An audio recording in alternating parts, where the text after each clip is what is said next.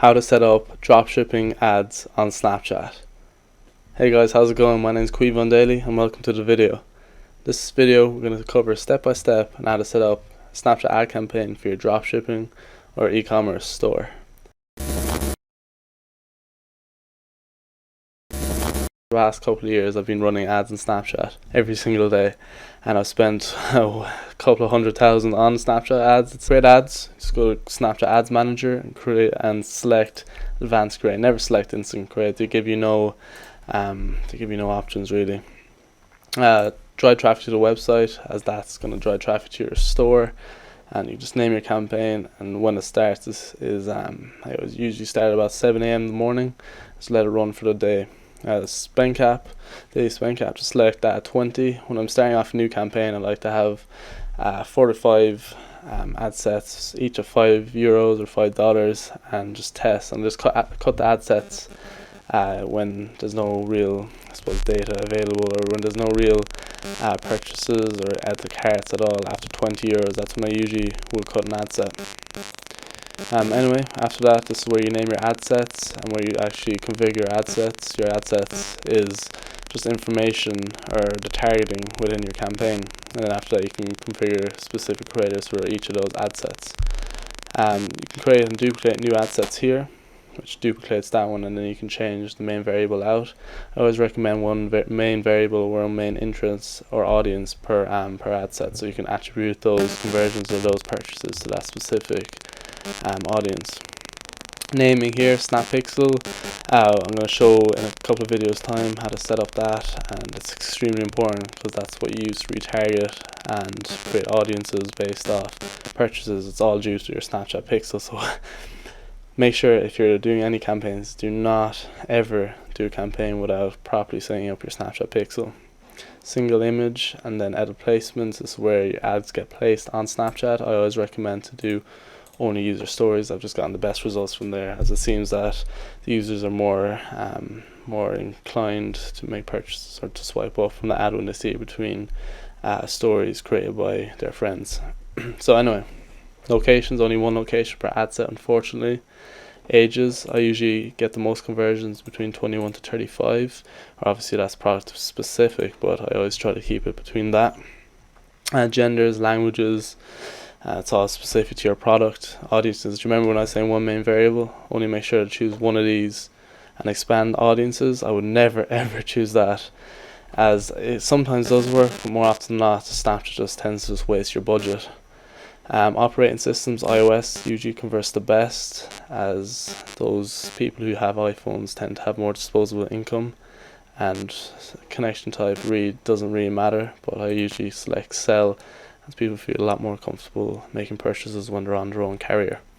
Anyway, for budget, I recommend €5, $5 per ad set, and just have about 4 or 5 of them when you're testing your product initially, and then obviously scaling up from there. I always recommend scaling vertically to about €20, $20 per day per ad set, and then scaling horizontally after that. Now, which I'll cover a lot more in the following videos if you're getting a bit confused. Anyway, starting and ends, obviously that depends on your schedule, but always make sure that you're actually paying close attention to your ads on the first day. Like if one of your ad sets are just getting crazy high CPMs, like $5, which is, I know Facebook would be so cheap, but on Snapchat you should be aiming about 3 to 4, or not even 5. If you're getting 10 or something, make sure to cut that immediately. Even if you are getting purchases just down the road, it just won't work. Anyway, for bids, as well as that, I'm going to cover an in-depth training on that in a couple of videos time, but at the start, for your first week, and you actually know what bid types are good or what works best, I'd always recommend auto bid. So next up is adding your creatives to your ads. I'm going to be covering how to create a perfect Snapchat creative in the coming videos, but for now, this is how you add them. You just put in your name, the ad is obviously specific to what action that is driving, and then your brand name, make sure it's exactly the same as the one that you're using for your store. That's a common mistake on how people get their ads disapproved of not having the right brand name.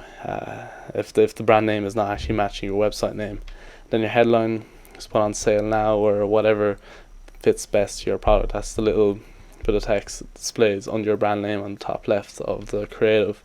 Shareable, always have that on. If you have a great creative that's extremely shareable, it could go viral.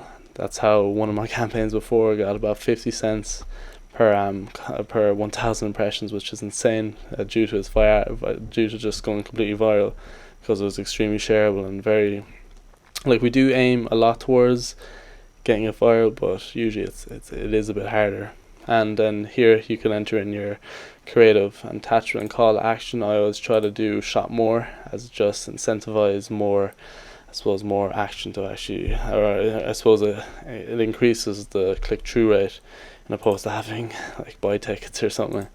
But that's where you enter in your Shopify URL, and autofill is only really good if you're collecting leads, which, if you're watching this video, if you're doing that, definitely have it on.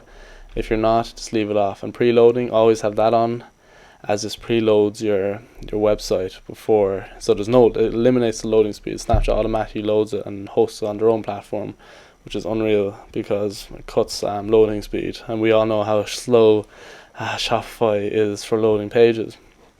And delivery, if you put in a specific creative here, you can choose what ad sets you want that to run to. Always at the start, I recommend choosing your ad set to run to all of your, or choosing that creative to run to all your ad sets, and then cutting creatives that just aren't performing or just have, I suppose, low CPMs or low click-through rates. And then at the end here, you just put in your third-party tracking tags, or if you're running, let's say, volume or any of those affiliate. I'm not that into that, but if you're running any of those, I suppose, softwares, you can enter in the tags in there. And after that, you just click next and publish, and then you're all ready to go. Usually takes Snapchat about 10 hours or less. Sometimes you can get 5 to 10 hours for them to actually fully approve your campaign, to get everything set up and running. So anyway, if I didn't mention before, click the first link in the description if you want a free Snapchat ads blueprint. And apart from that, hope you enjoyed the video. Leave a comment below on how your Snapchat ad campaigns are going. And I love saying this at the end, that you're only one snap campaign away. I know it's copying Russell Brunson, but oh well. I made it kind of my own kind of twist in that. But anyway, I hope you all enjoyed the video, and I'll see you next time for probably a video to do with creatives or the pixel.